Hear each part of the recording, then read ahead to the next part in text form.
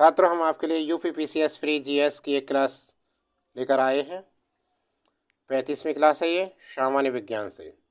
और इसमें सामान्य विज्ञान में टॉपिक है गुरुत्व के अधीन गति। देखिए, गुरुत्व के अधीन गति क्या है? ग्रहों की गति।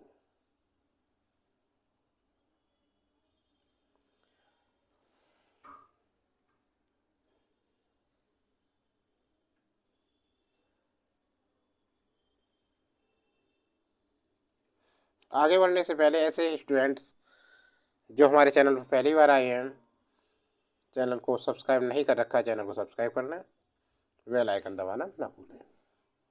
देखिए, सूर्य के चारों ओर कुछ पिंड अपनी अपनी कक्षाओं में ऑर्बिट्स में परिक्रमण करते रहते हैं, जिन्हें ग्रह कहते हैं। किसी ग्रह के चारों ओर परिक्रमा करते पिंडों को उस ग्रह का उपग्रह कहा जाता है। पृथ्वी का उपग्रह कितना है? पृथ्वी का एक उपग्रह है। क्या है? चंद्रमा। मंगल के 2 उपग्रह हैं, शनि के 61 एवं बृहस्पति के सर्वाधिक 69 उपग्रह हैं। बृहस्पति के कितने हैं सबसे ज़्यादा? ये क्वेश्चन आ जाता है कि बृहस्पति किस ग्रह के सबसे ज़्यादा ग्रह हैं, तो बृहस्पति के सर्वाधिक 69 उपग्रह हैं। ग्रहों के गति संबंधी केपलर के नियम क्या थे? जर्मन खगोल शास्त्री जोहानेस केपलर ने सूर्य के चारों ओर ग्रहों की गति के संबंध में निम्न 3 नियम प्रतिपादित किए थे। प्रथम नियम, सभी ग्रह सूर्य के चारों ओर दीर्घ वृत्ताकार कक्षाओं में परिक्रमण करते हैं तथा सूर्य कक्षाओं के एक फोकस पर होता है। केपलर का प्रथम नियम, सभी ग्रह सूर्य के चारों ओर दीर्घ वृत्ताकार कक्षाओं में परिक्रमण करते हैं तथा सूर्य कक्षाओं के एक फोकस पर होता है। दूसरा नियम क्या है? सूर्य से किसी ग्रह को मिलाने वाली रेखा समान समयांतरालों में समान क्षेत्रफल पर स्वीप करती है। दूसरा नियम यह स्पष्ट करता है कि जब ग्रह सूर्य से दूरस्थ होता है तो उसकी चाल न्यूनतम प्रतीत होती है तथा जब वह सूर्य के समीपस्थ होता है तो उसकी चाल अधिकतम होती है। तृतीय नियम, किसी ग्रह के परिक्रमण काल का वर्ग। तीसरा नियम है, किसी ग्रह के परिक्रमण काल का वर्ग उसकी दीर्घवृत्ताकार कक्षा के अर्ध दीर्घ सेमी मेजर अक्ष के तृतीय घात घन के अनुक्रमानुपाती होता है। न्यूटन का गुरुत्वाकर्षण का नियम। देखिए, न्यूटन का मत था कि, अब बताते हैं हम आपके लिए न्यूटन का गुरुत्वाकर्षण का नियम। इसके नियम के सापेक्ष बताते हैं। देखिए,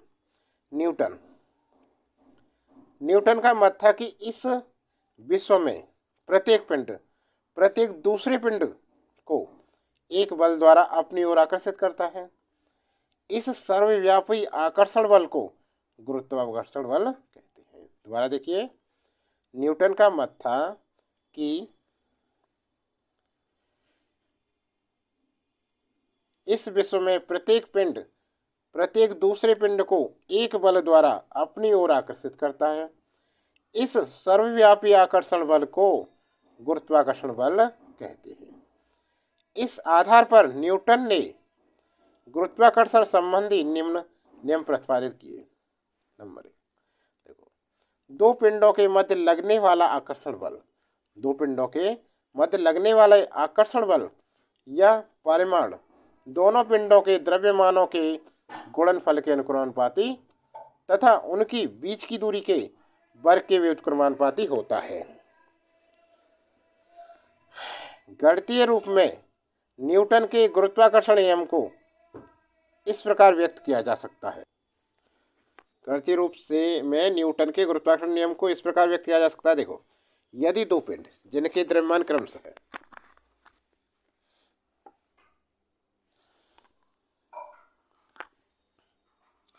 यदि दो पिंड है, दो पिंड जिनके द्रव्यमान m1 एंड m2 है, एक दूसरे से r दूरी पर है, तथा ये दो पिंड हैं, ये m1 m2 r दूरी पर स्थित हो, तो उनके बीच कार्य करने वाला आकर्षण बल F समानुपाती होगा m1 m2 upon r square. Implies F बराबर जी m1 m2 upon r square. ठीक है, जिसमें ये कैपिटल G क्या होता है, ये होता है अनुक्रमानुपाती स्थिरांक, जैसे न्यूटन का गुरुत्वाकर्षण स्थिरांक भी कहते हैं इसे, न्यूटन का गुरुत्वाकर्षण स्थिरांक भी कहते हैं इसे। यदि बल न्यूटन में है, यदि बल न्यूटन में है, दूरी r, दूरी मीटर, बल न्यूटन तथा द्रव्यमान m1 व m2, द्रव्यमान m1 व m2 किसमें है, किलोग्राम में है, तो g का मात्रक तब g का मात्रक होगा, g का मात्रक होता है न्यूटन मीटर स्क्वायर प्रति किलोग्राम स्क्वायर होगा। प्रयोग द्वारा g का मान होता है 6.67 गुणा 10⁻⁻11 न्यूटन मीटर स्क्वायर प्रति किलोग्राम स्क्वायर ज्ञात किया गया है। ठीक है ना। अब देखिए, गुरुत्व एवं पृथ्वी का गुरुत्व त्वरण क्या होता है। गुरुत्व ग्रेविटी वह आकर्षण बल है, ग्रेविटी गुरुत्व वह आकर्षण बल है जिससे पृथ्वी किसी वस्तु को अपने केंद्र की ओर खींचती है, जिससे पृथ्वी किसी वस्तु को अपने केंद्र की ओर खींचती है। स्पष्ट है कि गुरुत्वाकर्षण का एक विशिष्ट उदाहरण है। जब कोई वस्तु मुक्त रूप से फेंकी या छोड़ी जाती है तो वह पृथ्वी के गुरुत्व के कारण पृथ्वी की ओर गिरने लगती है तथा उसके गिरने का वेग बराबर बढ़ता रहता है, अतः उसकी गति में त्वरण उत्पन्न हो जाता है। इसी त्वरण को पृथ्वी का गुरुत्व त्वरण कहते हैं। इसे जी से प्रदर्शित करते हैं। गुरुत्व त्वरण का मात्रक मीटर प्रति सेकंड स्क्वायर होता है। देखिए, स्मॉल जी तथा कैपिटल जी में संबंध क्या संबंध होता है। पृथ्वी का गुरुत्व त्वरण जी, स्मॉल जी बराबर क्या होता है, capital G mE upon RE square, ये होता है। जहां कैपिटल जी क्या होता है, गुरुत्वाकर्षण स्थिरांक, और mE क्या होती है, पृथ्वी का द्रव्यमान, पृथ्वी का द्रव्यमान। RE पृथ्वी की त्रिज्या, पृथ्वी त्रिज्या होती है। स्पष्ट है कि जी का मान वस्तु के द्रव्यमान पर निर्भर नहीं करता। अतः यदि भिन्न भिन्न द्रव्यमानों की दो वस्तुएं मुक्त रूप से वायु की अनुपस्थिति में ऊपर से गिराई जाएं तो उसमें समान त्वरण उत्पन्न होगा।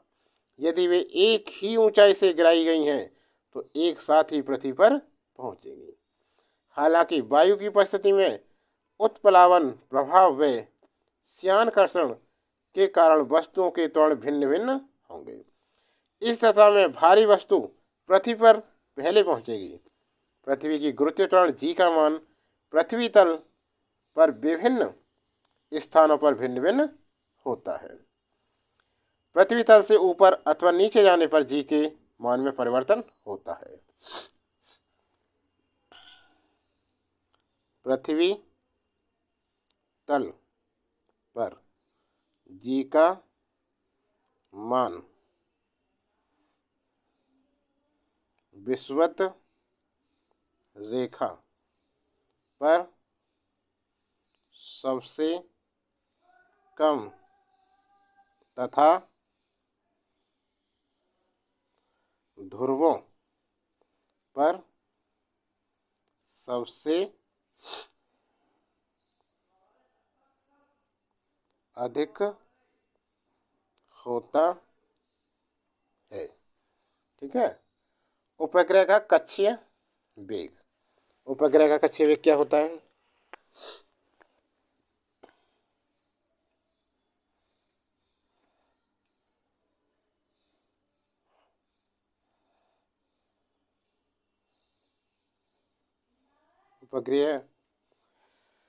उपग्रह का कक्षीय चाल, उपग्रह की कक्षीय चाल की।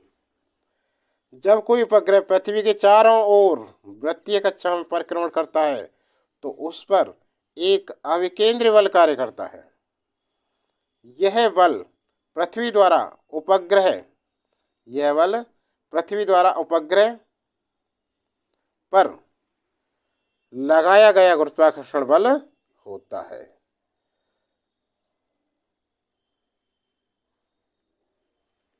देखिए,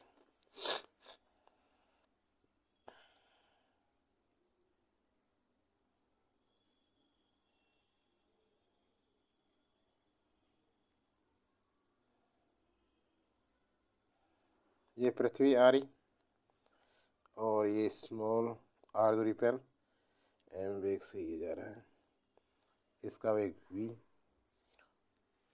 और एम ई, ये है पृथ्वी। देखो, यदि एम द्रव्यमान का एक उपग्रह, यदि स्मॉल एम द्रव्यमान का एक उपग्रह पृथ्वी के चारों ओर आर त्रिज्या की वृत्तीय कक्षा में v0 चाल से परिक्रमण कर रहा है तो उपग्रह पर अविकेंद्री बल,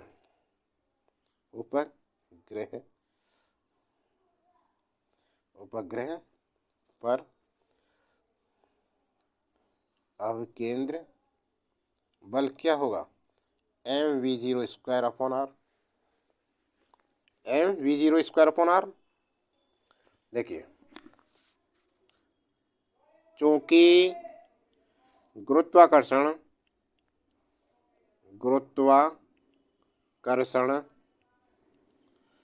बल ही अविकेंद्रीय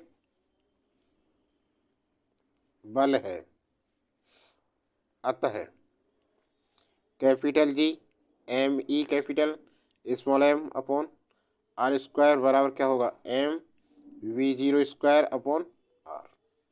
इम्प्लाइज v0 बराबर हो जाता है इससे √GME अपॉन आर। कैसे बना? इस m से m कट गया, ये r से एक r कट गया, आ गया। ठीक है ना। समीकरण 1, जहां कैपिटल जी गुरुत्वाकर्षण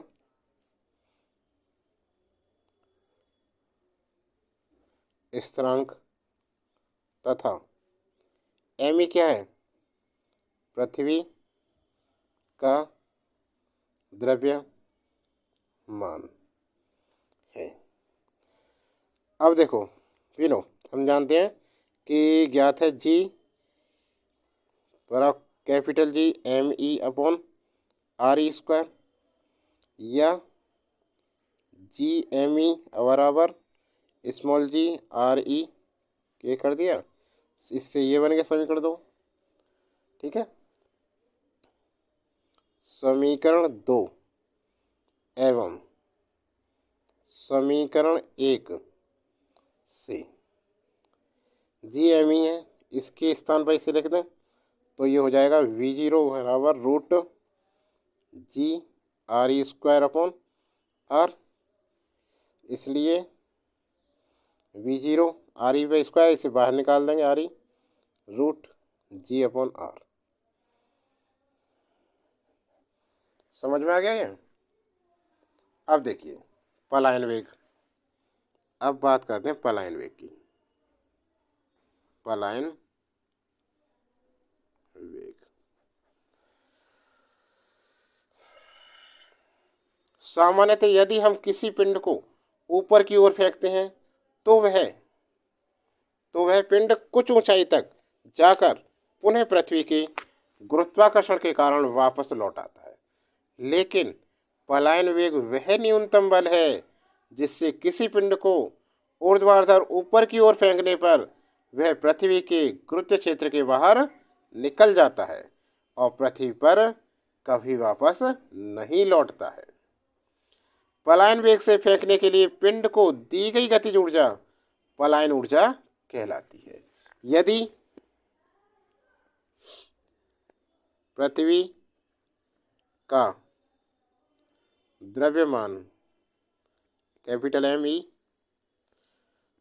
पृथ्वी की त्रिज्या बराबर आर ई, तो पलायन वेग क्या होगा? वी बराबर root two G M E upon R E, जहाँ जी क्या है? गुरुत्वाकर्षण स्थिरांक है। स्पष्ट है कि पलायन वेग पिंड के द्रव्यमान पर निर्भर नहीं करता। यदि पृथ्वी पर गुरुत्वीय त्वरण जी है, स्मॉल जी है, तो स्मॉल जी बराबर capital G M E upon R E square implies G M E बराबर क्या होगा? Equal G R E square.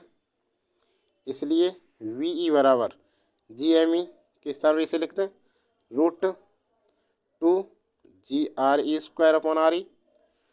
एक आर ई से एक आर ई कट जाएगा तो ये रहेगा, ये कट जाएगा आर ई, तो ये बचेगा रूट टू जी आर ई। ठीक है ना? और भाई गुरुत्वीय त्वरण स्मॉल जी का मान कितना होता है? 9.8 मीटर प्रति सेकंड स्क्वायर। तथा पृथ्वी की त्रिज्या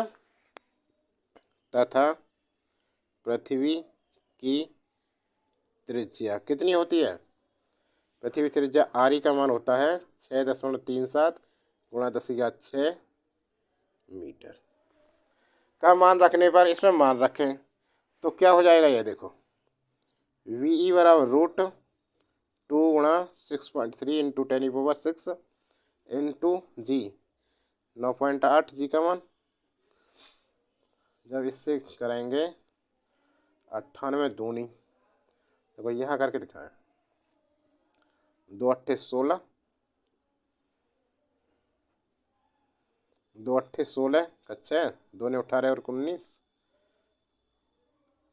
और 6.3 की करें। अब 3 6 18 का 8 हाथ का 1 3 3 27 और 1 28 3 4 5 19 57 1 58 6 36 का 6 हाथ का 3 और 6 9 54 54 55 56 57 7 5 6 और 5 11 8 8 से 14 हाथ का 1 8 5 13 हाथ का 1 12 1 2 1 2 इतना आया। ठीक है ना? अब इसका क्या करें? रूट करें इसका। देखो वी ई बराबर हो गया रूट 123.48 गुणा 10⁻⁶। अब जब इसका रूट करेंगे 123.48 का रूट, देखो ये जोड़े बन गए, एक एकम एक, एक और एक 2 उतार लेना, दूसरा जोड़ 23, तो यहाँ ज़्यादा एक ही बार जाएगा, एक 21 पॉइंट हो गया पॉइंट। अब ये जोड़ा उतार लिया 2 48 2 1 2 लगभग 2 ही बार जाएगा, नहीं 2 बार भी 2 दूनी 4 ज़्यादा जाएगा, ये 2 नहीं, 1 बार ही जाएगा। 1 2 2 1 7 2 2 जोड़ा तार लिया, और ये 2 2 2 कितने बार जाएगा?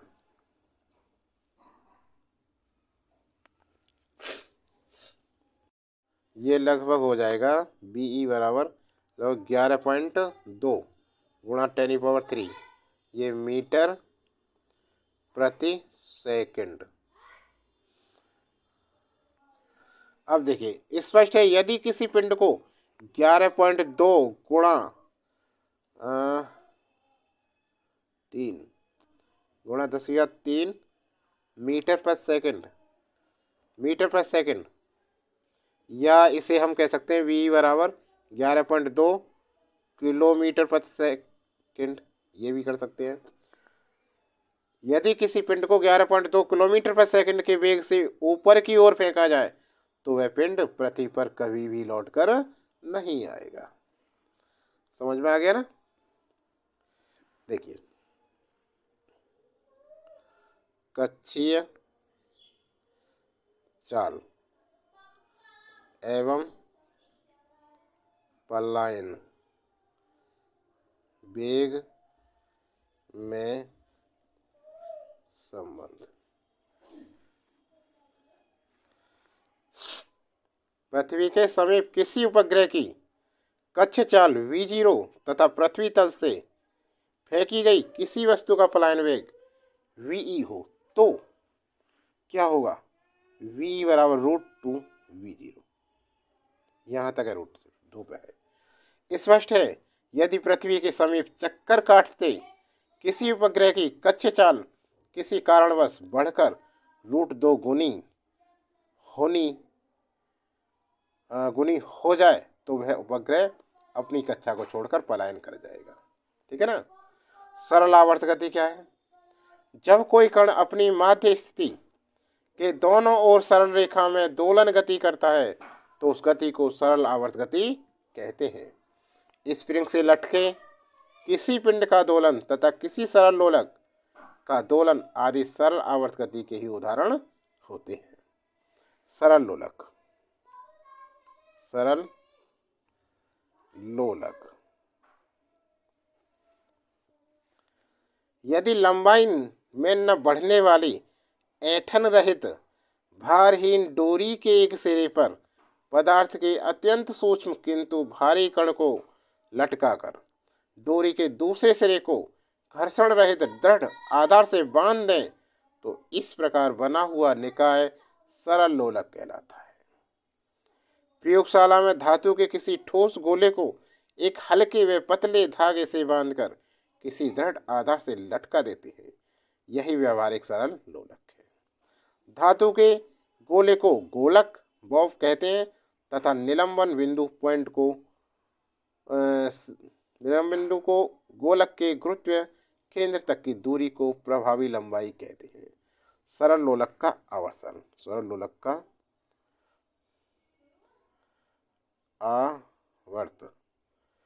आवर्तकाल। किसी सरल लोलक का आवर्तकाल टाइम पीरियड निम्न सूत्र द्वारा प्रदर्शित होता है। क्या होता है? T बराबर 2π√L/G। देखो ये होता है सरल लोलक का, एक ऐसे होता है और ये लोहे की, जहां L क्या है? L क्या है? सरल लोलक की प्रभावी लंबाई, ये क्या है? प्रभावी लंबाई। तथा G क्या है? गुरुत्वीय त्वरण। स्पष्ट है कि लोलक का आवर्तकाल गोलक के द्रव्यमान पर निर्भर नहीं करता। इसके ये जो गोलक है इसके द्रव्यमान पर निर्भर नहीं करता है। ठीक है, क्योंकि इसकी तो है ही नहीं। लोलक का आवर्तकाल T लोलक की प्रभावी लंबाई L के वर्गमूल के अनुक्रमानुपाती होता है। अतः यदि लोलक की प्रभावी लंबाई बढ़ाकर 4 गुनी कर दें तो आवर्तकाल 2 गुना हो जाएगा। लोलक का आवर्तकाल गुरुत्वीय त्वरण g के वर्गमूल के प्रयुक्त क्रमानुपाती होता है। ठीक है ना। उदाहरण स्वरूप, जब किसी लोलक घड़ी को पहाड़ पर अथवा खान में पर ले जाया जाता है तो g का मान घटने से इसका आवर्तकाल बढ़ जाता है, अर्थात घड़ी सुस्त हो जाती है। अनंत लंबाई के समय लोलक का आवर्तकाल 84.6 मिनट होता है, अनंत नहीं। यह सरल लोलक के आवर्तकाल की अधिकतम सीमा है। ये ध्यान रखें, आप पॉइंट नोट करें। सरल लोलक के आवर्तकाल की अधिकतम सीमा कितनी होती है? अधिकतम सीमा 84.6 मिनट। सेकंड लोलक, यदि किसी लोलक का आवर्तकाल 2 सेकंड हो तो उसे सेकंड लोलक कहते हैं। सेकंड पेंडुलम, यदि किसी लोलक का आवर्तकाल 2 सेकंड हो तो उसे सेकंड लोलक कहते हैं। समझ में आ गया? तो स्टूडेंट्स, ये क्लास कैसी लगी? क्लास अच्छी लगी तो लाइक कीजिए और इसका अगला भाग देख लीजिए। चैनल को सब्सक्राइब करें, ज़्यादा से ज़्यादा शेयर कीजिए अपने दोस्तों।